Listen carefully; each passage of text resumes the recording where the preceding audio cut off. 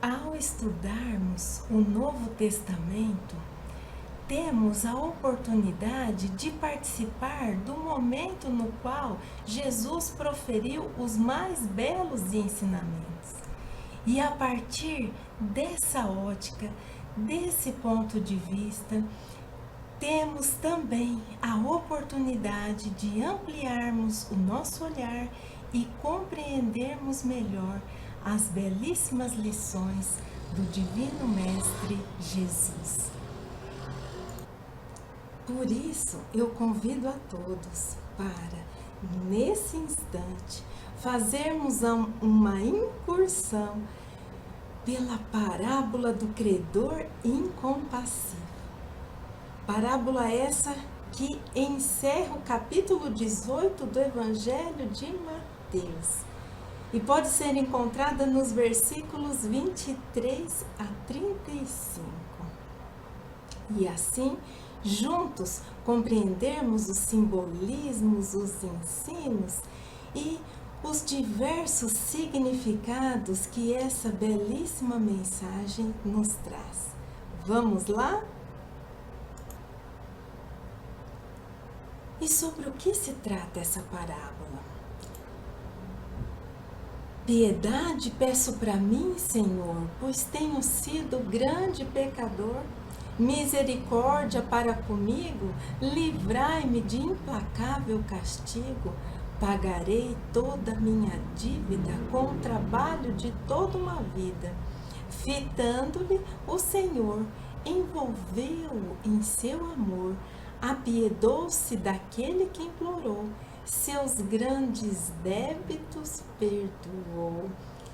E até aqui nós percebemos então que essa parábola se trata de um perdão concedido a alguém que devia grande quantia.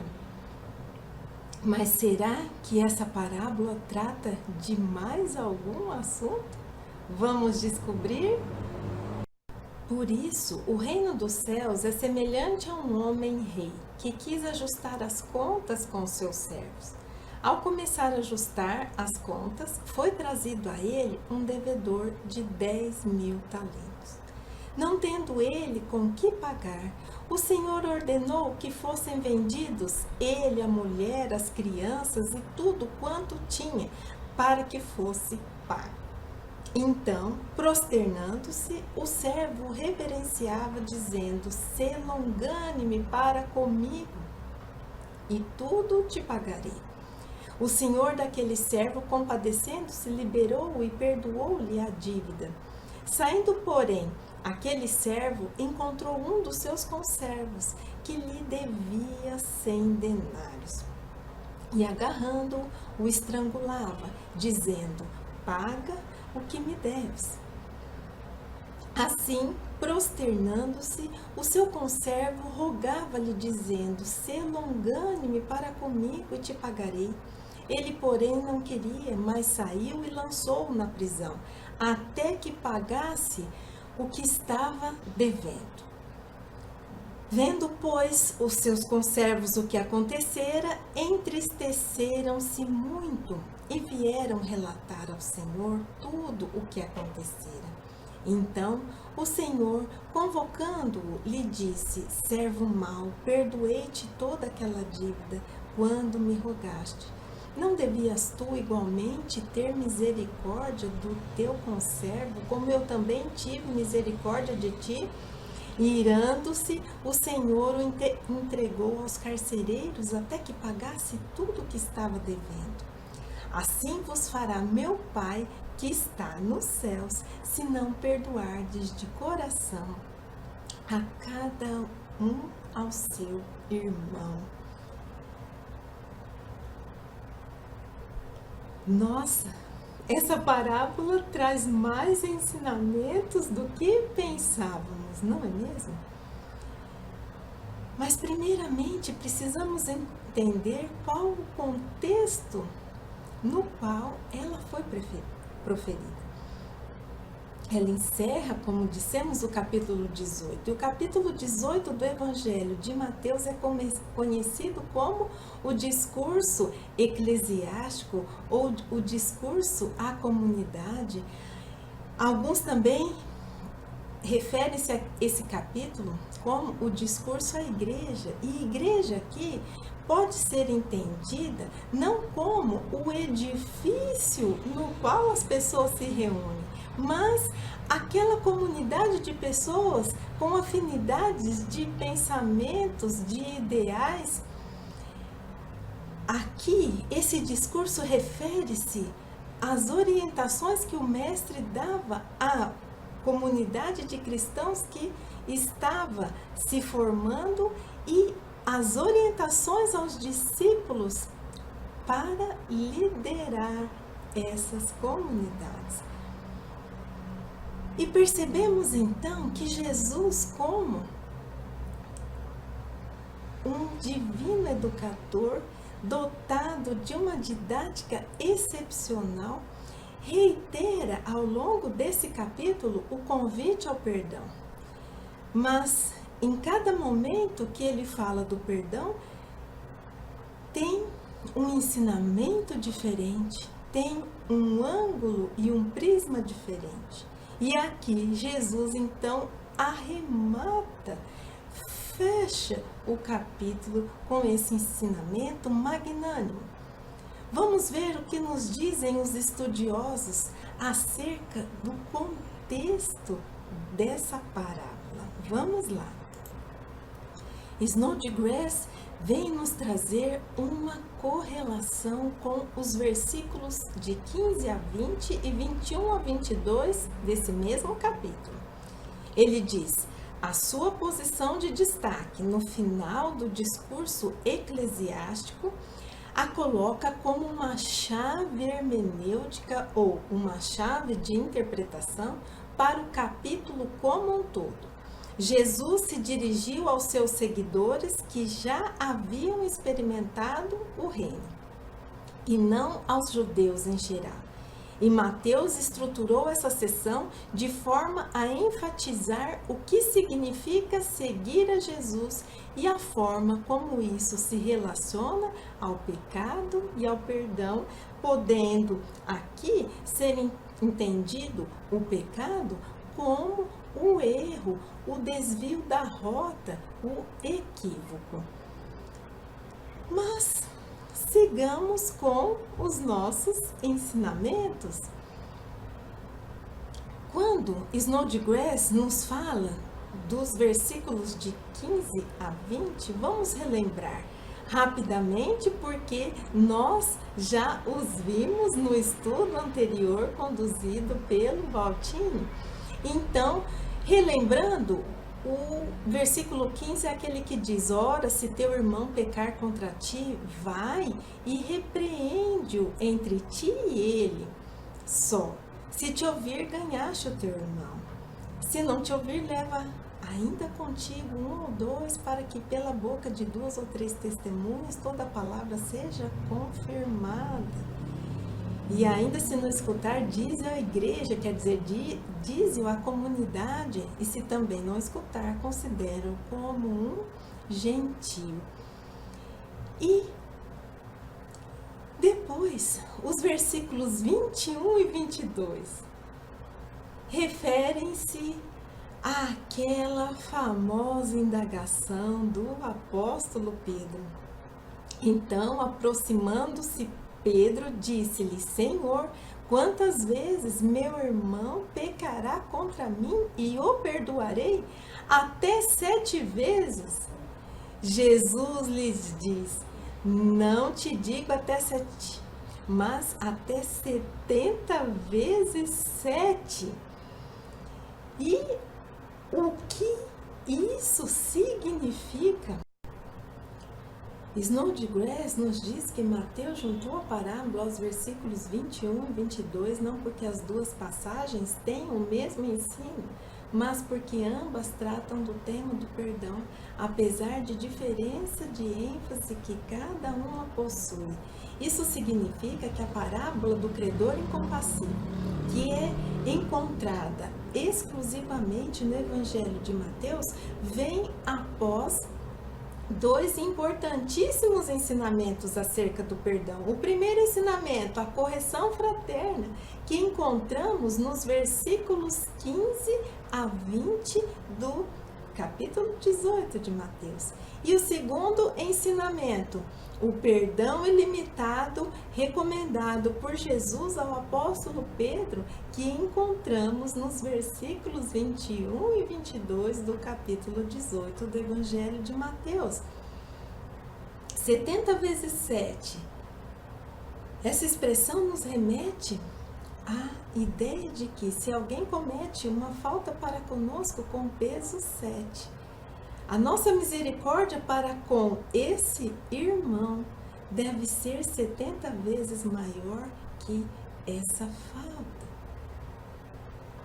remetendo-nos ainda à concessão de um perdão ilimitado, ou seja, um perdão que seja concedido quantas vezes forem necessárias, para a falta grave, para a falta leve, para a falta de hoje, para a falta de ontem e para a eventual falta de amanhã.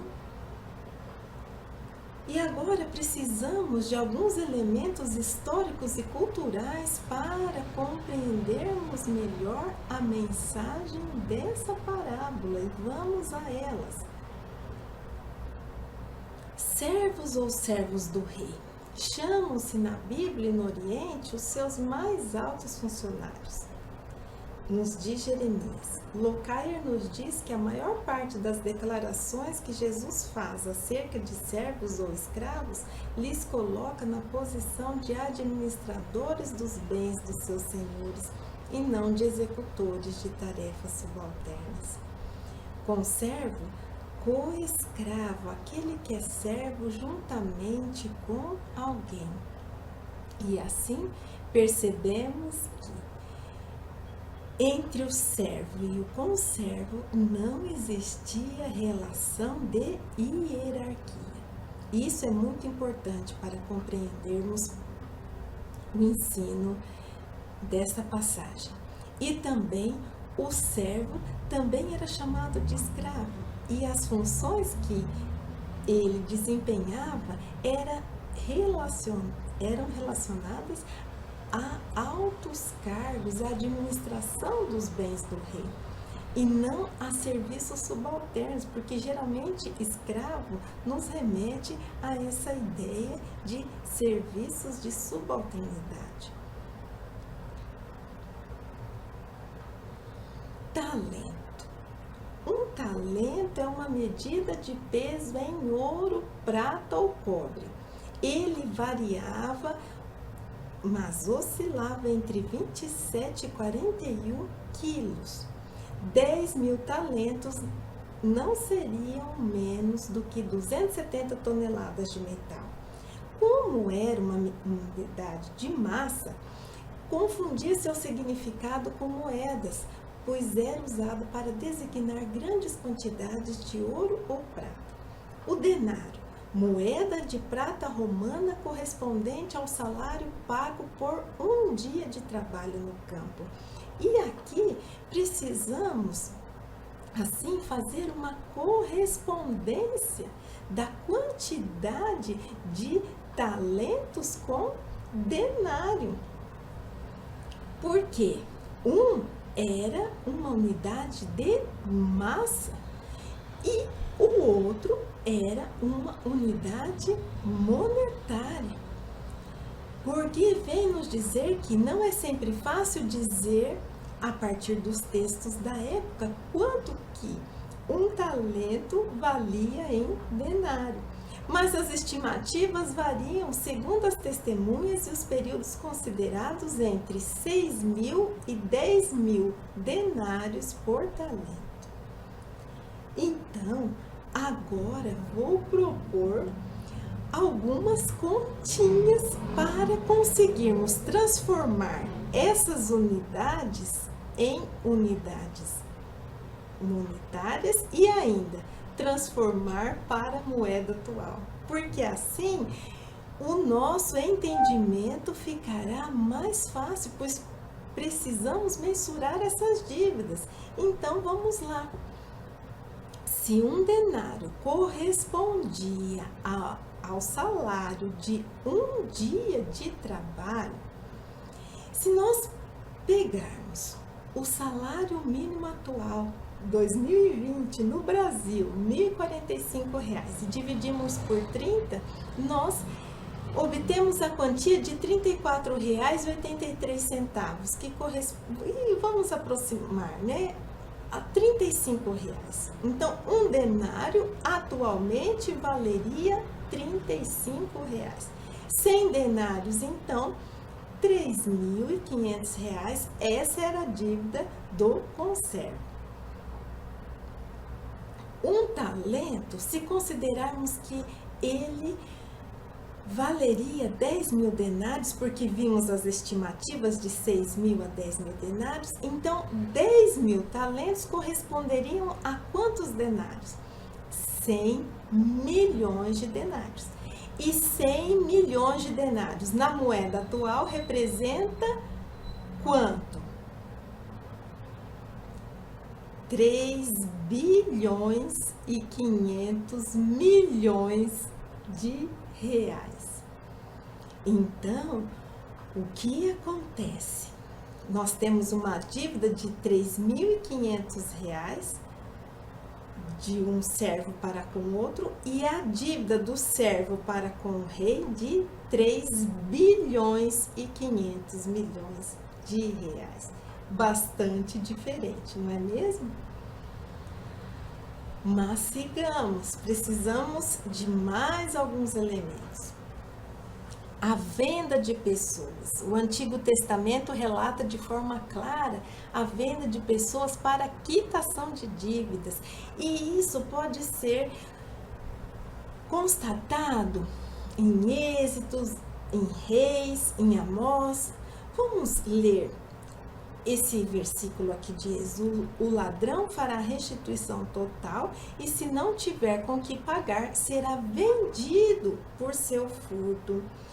Jeremias vem nos dizer que o preço de um escravo era, em média, cerca de 500 a 2.000 denários.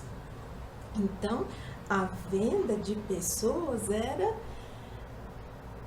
um hábito, uma característica daquela época para a quitação de dívida. Mas também não só a venda, a prisão. Jeremias nos diz: quando o valor da dívida era menor do que o valor a ser obtido com a venda de alguém, era comum nos países do Levante, ou seja, Síria, Jordânia, Israel, Palestina, Líbano, Chipre, a execução pessoal por dívida, que tinha a finalidade de o devedor ser forçado a arrumar um jeito por si ou por seus parentes de cobrir a dívida. Então, o que acontecia? Quando a dívida era muito grande e a pessoa não pagava, ela poderia ter os seus bens transferidos para o credor, ela ainda poderia ser vendida como escrava, e aqui escrava mesmo, para exercer serviços subalternos para outras pessoas e o dinheiro ser endereçado ao seu credor. E não somente ela, as suas famílias também, os membros da sua família, sua esposa, os seus filhos. Agora, quando a dívida era menor do que o valor da venda daquela pessoa como escrava, então o que era recomendado ou feito? A prisão dessa pessoa, porque aí presa, os seus parentes e familiares dariam um jeito de saldar essa dívida. uma ponderação precisamos fazer acerca da expressão reino dos céus. O evangelista Mateus inicia a parábola dizendo: o reino dos céus é semelhante a um rei. Expressão essa típica de Mateus, que inicia também outras parábolas com ela.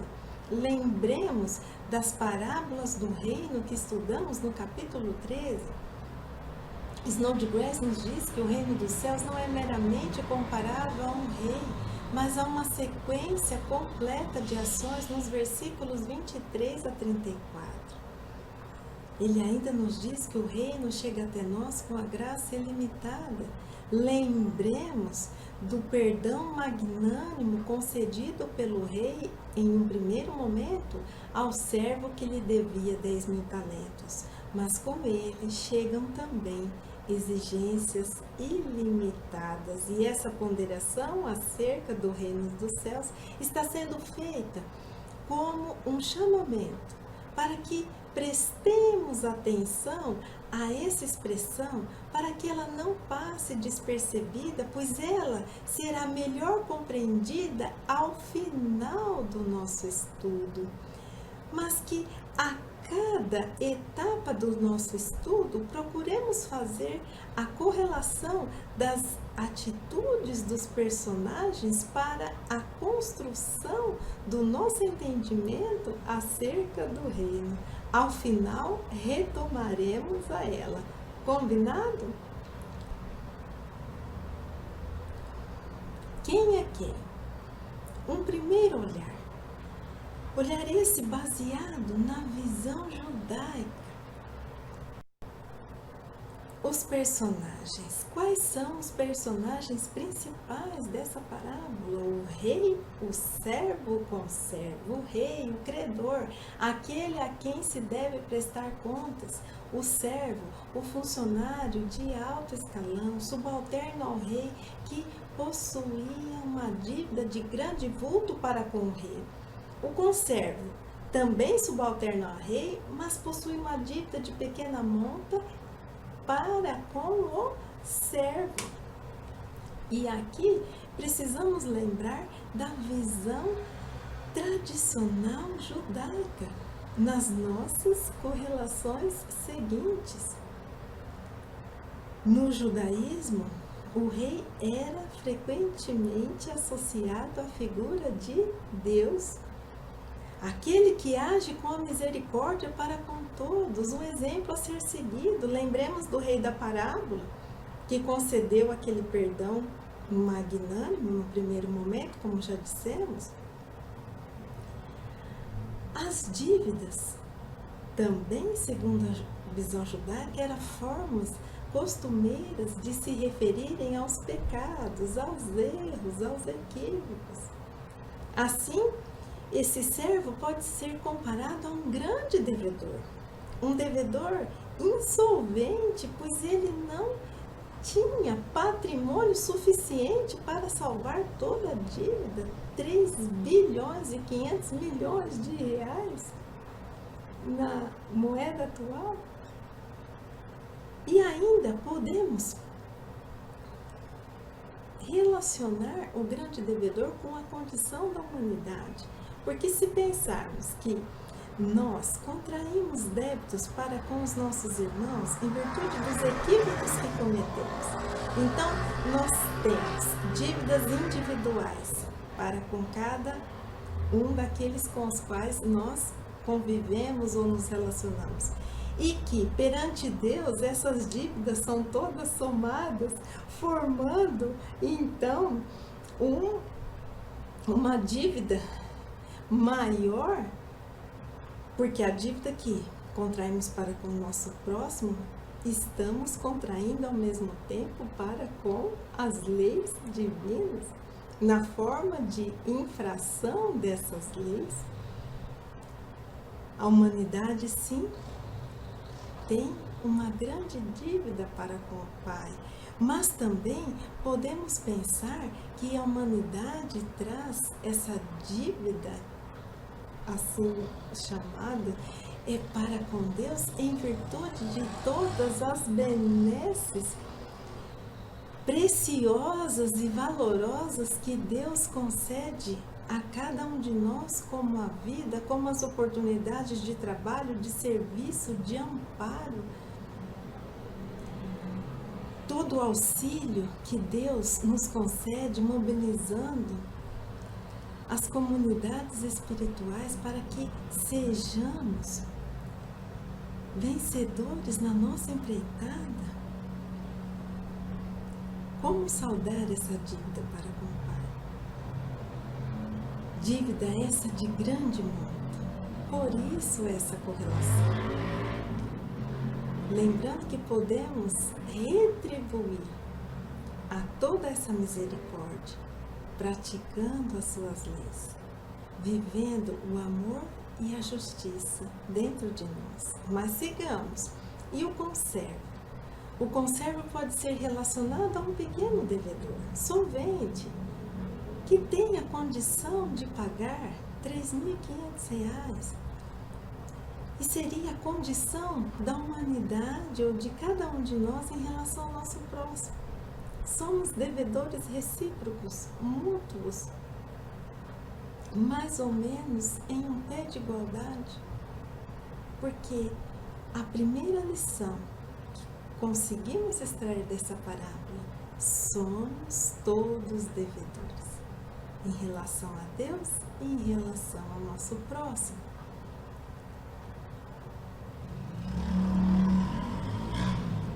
E os contrastes que essa parábola nos traz? Nós temos o contraste da dívida. Uma dívida de R$3.500 e a outra de R$3.500 bilhões. Temos o contraste de atitudes, porque o rei age com misericórdia e o servo não age com misericórdia. E também nós temos um outro contraste, que é o perdão não renovado, porque em um primeiro momento esse Senhor concede um perdão magnânimo, mas quando é chegado ao seu conhecimento que o servo não perdoa o seu conservo, o rei então não concede esse perdão novamente. Passemos então a estudar esses contrastes. E no tocante às dívidas, nós temos a dívida do servo 1.000.000 de vezes maior do que a dívida do conservo. É um contraste notório e que dispensa maiores comentários. E quanto às atitudes? De um lado temos um perdão magnânimo e de outro lado temos a falta de perdão. E aqui um questionamento. Qual seria o comportamento esperado para aquele que foi perdoado? A reciprocidade, não é mesmo? E na falta de reciprocidade das atitudes do rei e do servo, encontramos os contrastes nessa parábola no tocante às atitudes. O servo, grande devedor, diz ao rei: sê longânime, misericordioso para comigo, e tudo te pagarei. Esse pedido, tendo em vista que a sua dívida era de grande monta e tendo em vista que ele nem teria condições de pagar, é um pedido irrealista e irreal. Ao passo que o devedor, o pequeno devedor, o conservo, diz ao servo: sê longânime para comigo e te pagarei. E o pedido do conservo é razoável, porque ele tem sim condições de pagar. Ele precisaria apenas de um prazo para isso. E continuando com a comparação das atitudes, o grande devedor pede para adiar a dívida e a bondade do rei supera de longe o seu pedido, porque o rei não apenas adia, como perdoa-lhe o pagamento. O grande devedor tinha o direito legal o seu conservo lhe devia, mas não tinha direito moral, porque ele acabara de receber o perdão da sua dívida.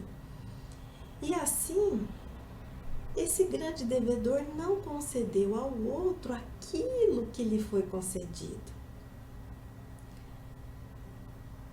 Por outro lado, o conservo pede para adiar a dívida e o seu credor implacável e incompassivo, que no instante anterior havia sido beneficiado do mais generoso perdão, não atende seu pedido e manda-lhe a prisão.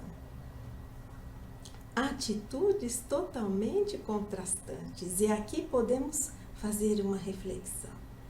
Será que temos sido misericordiosos para com as pessoas, assim como Deus tem sido misericordioso para conosco? É essa reciprocidade que nos é solicitada nos ensinos dessa parábola. Uma ponderação precisamos fazer no tocante ao contraste das atitudes quanto aos dois tipos de perdão que detectamos nas ações dos personagens principais da parábola. Primeiramente, detectamos o perdão vertical, que é aquele que Deus concede para cada um de nós. Ele tem a origem em Deus e o destino é toda a humanidade. E podemos associar esse tipo de perdão como aquele oferecido pelo rei ao seu servo, que estava em uma posição de subalternidade em relação ao rei. Também detectamos aqui o perdão horizontal, aquele concedido uns para com os outros. E assim, no perdão horizontal não existe a hierarquia. Seria o perdão que deveria ter sido concedido pelo servo ao seu conservo. E quanto ao perdão não renovado, Mateus finaliza a parábola dizendo: assim vos fará meu Pai que está nos céus, se não perdoardes de coração cada um ao seu irmão. E como é possível atribuir atitudes tão distintas a esse rei, e quando atribuímos o rei à figura de Deus, que em um momento é capaz de oferecer o mais generoso perdão, e em outro recusa-se a renová-lo? Por que o rei em um momento perdoa e em outro momento não? E por que Mateus diz que se não perdoarmos, não seremos perdoados? Vamos ver o que Kardec nos diz na questão 13 do Livro dos Espíritos. Ele pergunta: quando dizemos que Deus é eterno, infinito, imutável, imaterial, único, todo-poderoso, soberanamente justo e bom, não temos uma ideia completa de seus atributos? E os Espíritos respondem: do vosso ponto de vista, sim, porque acreditais abranger tudo. Mas ficais sabendo que há coisas acima da inteligência do homem mais inteligente, e para as quais a vossa linguagem, limitada às vossas ideias e às vossas sensações, não dispõe de expressões. A razão vos diz que Deus deve ter essas perfeições em grau supremo, pois se tivesse uma de menos, ou que não fosse em grau infinito, não seria superior a tudo, e por conseguinte não seria Deus. para estar acima de todas as coisas, Deus não deve estar sujeito às vicissitudes e não pode ter nenhuma das imperfeições que a imaginação é capaz de conceber. E aí pensamos, mas então como é possível Deus não perdoar? E aqui precisamos fazer uma outra ponderação. A necessidade do perdão surge quando a mágoa se instala em nosso coração. E assim, será que Deus se magoa? Então, é correta a expressão que Deus perdoa? Porque se Ele tem todas essas qualidades em grau supremo e é superior a todas as coisas, como poderíamos atribuir a mágoa a um ser magnânimo como Deus, um ser único?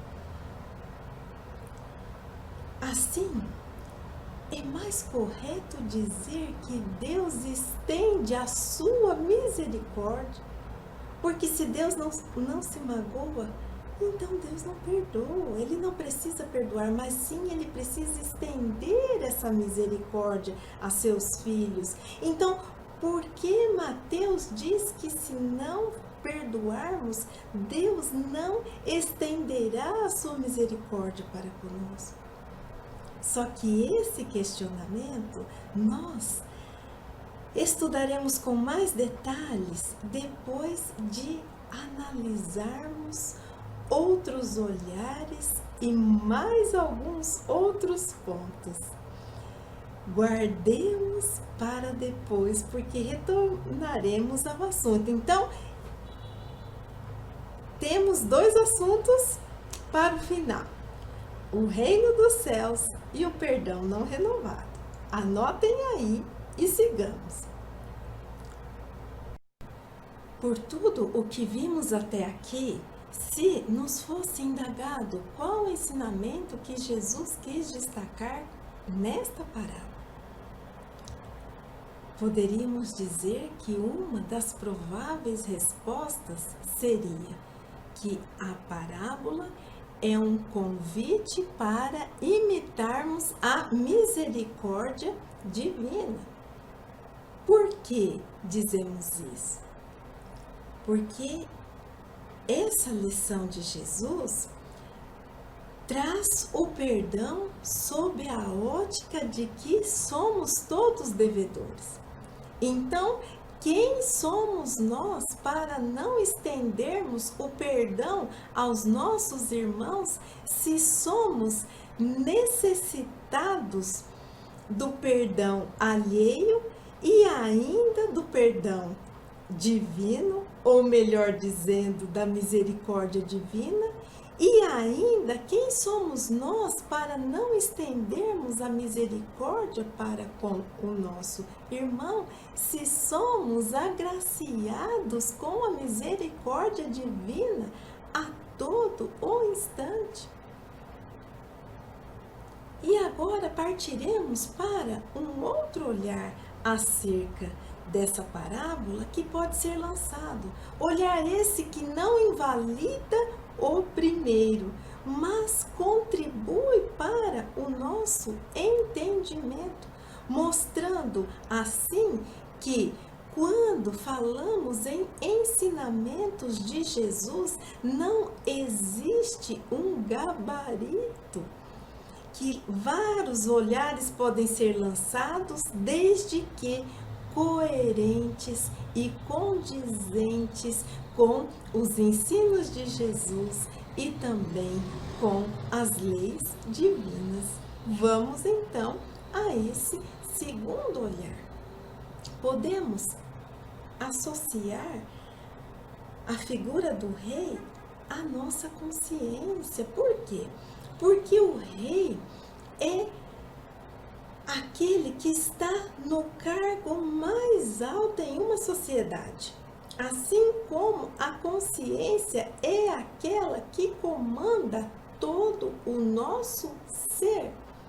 exercendo um juízo de valor sobre todas as coisas. E o ajustar as contas com o rei seriam os impositivos da lei divina. As dívidas podem ser entendidas como a somatória das transgressões cometidas contra a própria consciência. E se essas transgressões são cometidas contra a consciência, elas automaticamente também são cometidas para com as leis morais divinas, porque onde está escrita a lei de Deus? É o que Kardec indaga na questão 621, na consciência. E assim, quem verdadeiramente condena, julga e pune. Tchan, tchan, tchan, tchan. A consciência. E a partir desse novo olhar, entendemos que a consciência pode ser o agente libertador ou aprisionador das nossas vidas. E o Wiersbe traz uma contribuição muito importante para compreendermos esse novo olhar. Ele diz assim: a pior prisão do mundo é a prisão de um coração rancoroso. Se não perdoamos, tornamo-nos nossos próprios carcereiros e a causa dos tormentos que sofremos. E por que isso acontece? Porque quando a mágoa se instala em nosso coração, nós, em um primeiro momento, nos recusamos a perdoar a falta do nosso irmão. Mas os nossos sentimentos, os nossos pensamentos e até as nossas atitudes passam por um juízo de admissibilidade que está localizado na nossa consciência, que determinará se aquele sentimento, aquele pensamento ou aquela atitude deverão permanecer ou deverão ser extirpadas do nosso ser. E assim, quando não perdoamos, significa o quê? Que a nossa consciência não consegue compreender que todos somos irmãos e que todos somos devedores. E que assim, todos devemos estender o perdão a partir do momento que a misericórdia divina é estendida a nós. Não. A nossa consciência, quando não perdoamos, não pensa assim. Ela pensa que somos credores. Que somos credores em relação àquele irmão, aquele pai, aquela mãe, aquele filho, aquele companheiro, aquele amigo. E que como credor temos o direito à restituição. E podemos fazer uma pausa aqui, lembrando de algo que já vimos no estudo dessa parábola. Temos o direito legal, sim, se realmente formos credores. Mas será que temos o direito moral? É uma questão a se pensar. Por isso, aquele que consegue perdoar, a sua consciência está em alinhamento com as leis divinas. E assim, ela consegue enxergar o outro como irmão. E ela consegue enxergar a si mesmo como um devedor. E assim, ela estende esse perdão que ela estende esse perdão cujo processo, né, se inicia com uma mágoa que se instala dentro de nós. Aquele que consegue perdoar reflete em suas atitudes os sentimentos oriundos da gratidão pela misericórdia divina. Esse reconhecimento de que somos agraciados pela misericórdia divina. Essa é a premissa maior para iniciarmos o processo do perdão em nós. Auxiliados, sim, pelo sentimento de gratidão e amor a Deus, mas também auxiliados pela nossa consciência.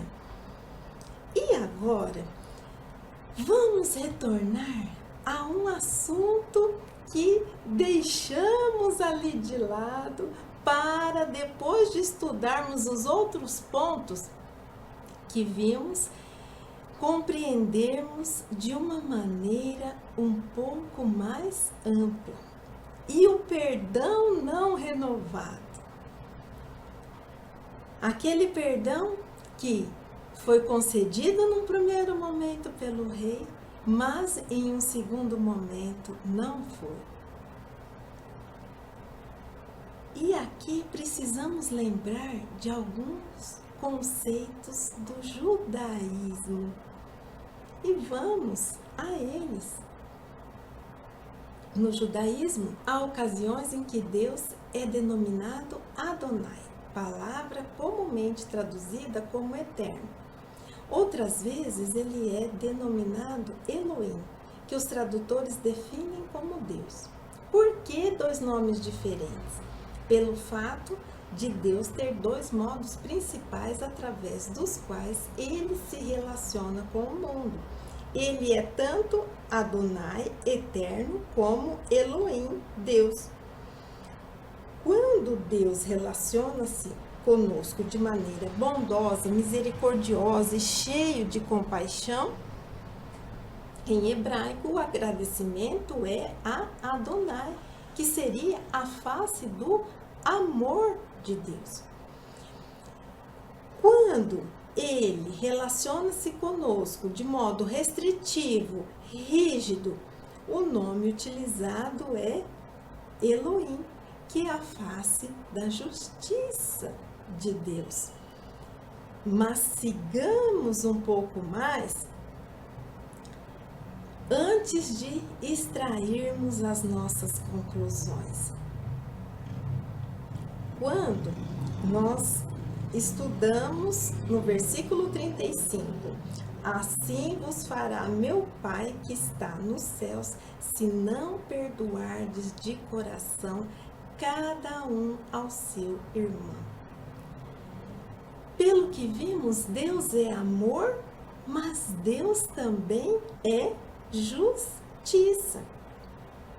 E assim, quando exigimos os direitos, queremos os ressarcimentos pelos débitos cometidos para conosco, nós acionamos as suas leis de justiça.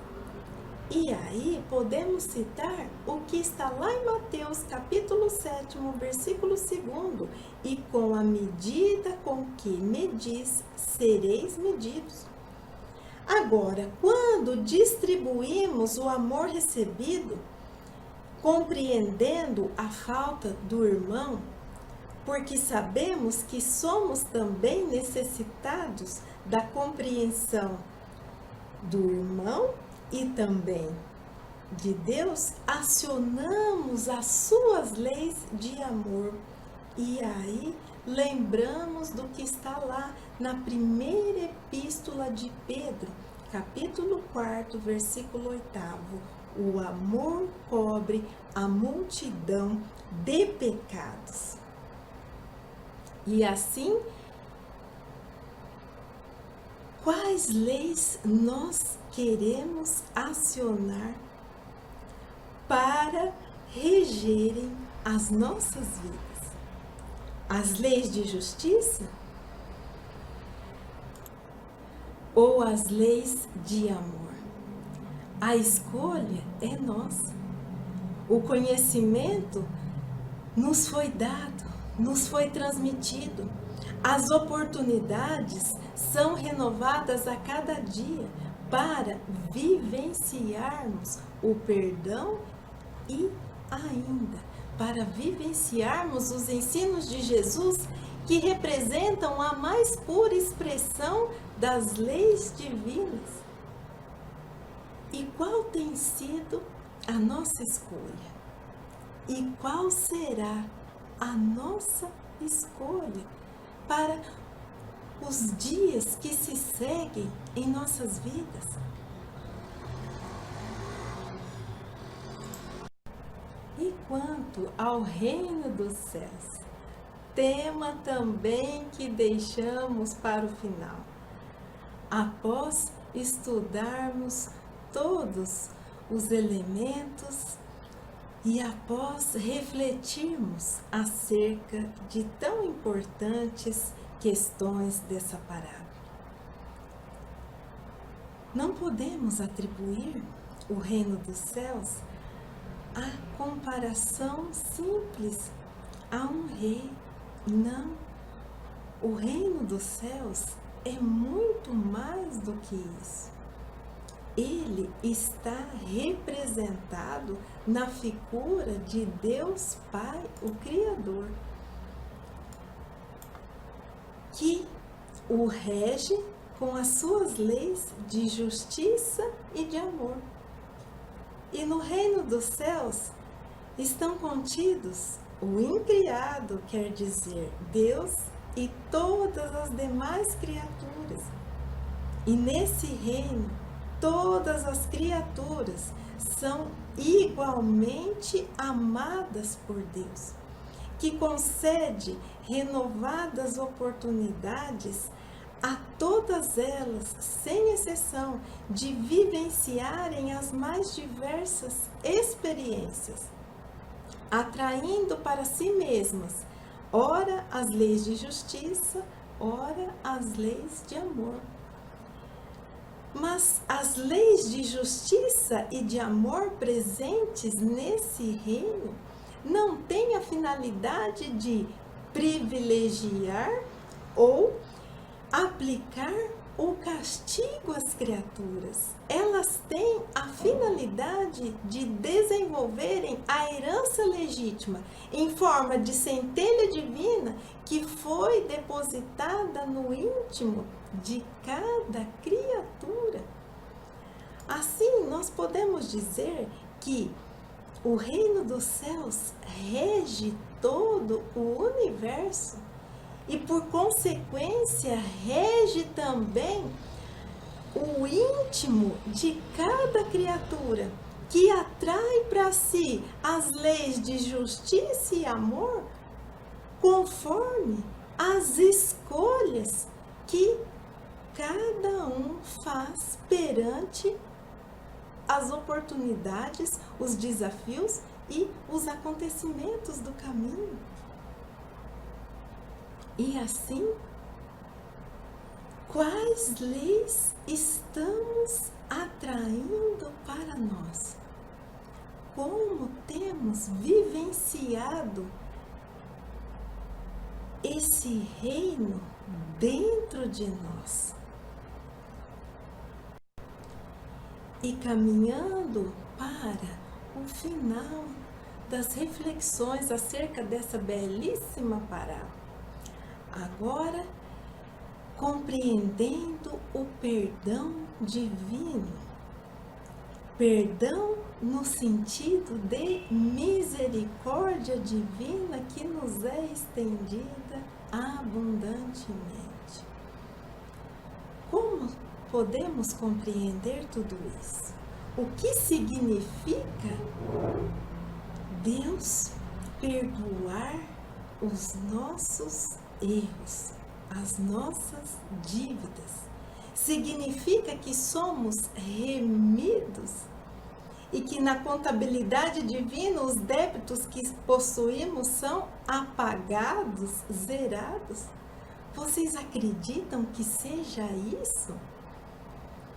Quando Deus estende a sua misericórdia para conosco, significa que nós continuamos tendo a oportunidade de repararmos o mal que fizemos, de nos transformarmos, e em tudo isso ele não faz diferença entre os seus filhos, entre o filho virtuoso e o filho que ainda encontra-se perdido pelo caminho. Esse perdão divino não significa que a imperfeição não exista mais dentro de nós. E muito menos que não teremos que reparar o mal que fizemos ao nosso irmão. O perdão divino ou a misericórdia divina, se preferirem, significa apenas que a oportunidade para essa transformação e para a reparação não nos são retiradas. E ao contrário, continuamos vivendo, aprendendo, trabalhando e servindo todos os dias. O que aconteceu na parábola? Naquele primeiro momento em que o servo foi beneficiado com o seu perdão. Ele continuou com todo o exercício de suas atividades. Ele poderia trabalhar, ele poderia relacionar com as pessoas. E nisso tudo, se nós olharmos sob o prisma das leis de justiça e amor que regem a todos nós, aquela pessoa continuou tendo oportunidades de trabalho, de auxílio às criaturas, de reparação a possíveis males que tenha cometido. Mas a partir do momento que ele não perdoa ao seu irmão, o que acontece?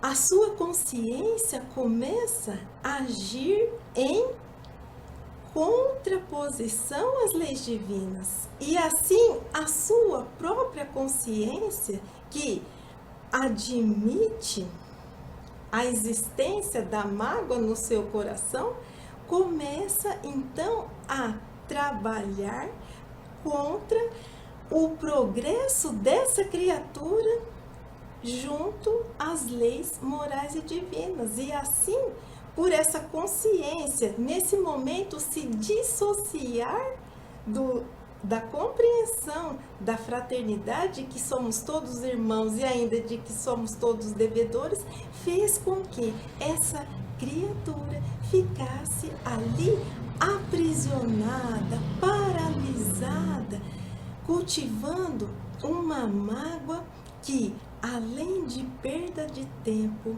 representa a perda e o desperdício de oportunidades de vida. Emmanuel nos traz uma belíssima lição acerca desse assunto no livro Justiça Divina. E a lição que ele nos traz tem o título Perdoados, mas não limpos. E eu trouxe aqui um trecho para lermos juntos. Em nossas faltas, na maioria das vezes, somos imediatamente perdoados, mas não limpos. Fomos perdoados pelo fel da maledicência, mas a sombra que tensionávamos esparzir na estrada alheia permanece dentro de nós por agoniado constrangimento. Fomos perdoados pela brasa da calúnia, mas o fogo que arremessamos à cabeça do próximo passa a incendiar-nos o coração. Fomos perdoados pelo corte da ofensa, mas a pedra atirada aos irmãos do caminho volta incontinente a lanhar-nos o próprio ser. Fomos perdoados pela falha de vigilância, mas o prejuízo em nossos vizinhos cobre-nos de vergonha. Fomos perdoados pela manifestação de fraqueza, mas o desastre que provocamos é dor moral que nos segue os dias. Fomos perdoados por todos aqueles a quem ferimos no delírio da violência. Mas, onde estivermos, é preciso extinguir os monstros do remorso que os pensamentos articulam, desarvorados, ridiculizados, atacados, perseguidos ou dilacerados. Evitemos o mal, mesmo quando o mal assuma a feição de defesa, porque todo mal que fizermos aos outros é mal a nós mesmos. E assim, qual a lição extraímos de tudo isso? Somos perdoados, somos agraciados com a misericórdia divina, mas nem por isso a imperfeição deixa de existir dentro de nós. Somos agraciados com a misericórdia divina, com oportunidades de trabalharmos pela nossa redenção e pela nossa edificação moral. A oportunidade que Deus nos concede é o verdadeiro perdão. Só que esse trabalho de redenção é esforço próprio de cada criatura. Por isso, Emmanuel nos aconselha que evitemos o mal, porque o mal revela a imperfeição e ainda se volta contra nós. Assim, meus queridos, depois de todos os convites ao perdão que recebemos nessa parábola,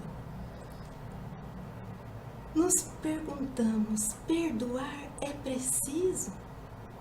O que vocês acham?